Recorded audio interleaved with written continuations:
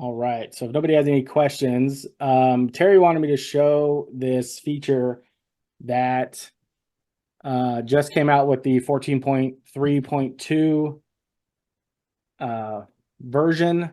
So previously, when you had if you had fields that you wanted to move to a new instrument, REDCap's only option was, so if you hit Control and click on a field and you said move, um, it the first option was, the only option you had was move the field above so that is located immediately after the following field.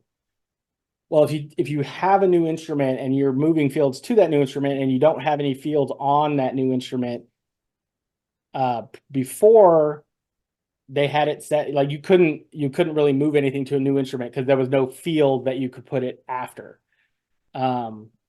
So you would have to go into your new instrument, create a dummy field just so you had it, go back to your other instrument, click the fields you wanted to move, and then move it to that instrument after the dummy instrument, and then delete your dummy, after your dummy field, and then delete your dummy field. So now with this new version, they've added this feature here where it says move fields to a newly created instrument. So this is create new instrument and move fields to a newly created instrument. So if I click this and I move the field, it's going to create, oh, and this is complaining because now I don't have a field here. I only had one field for the survey, and now it doesn't have it. So now the field section got removed. So what it did though is it moved that field.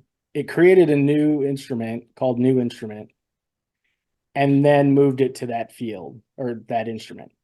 So that's the new thing that is available now in this version.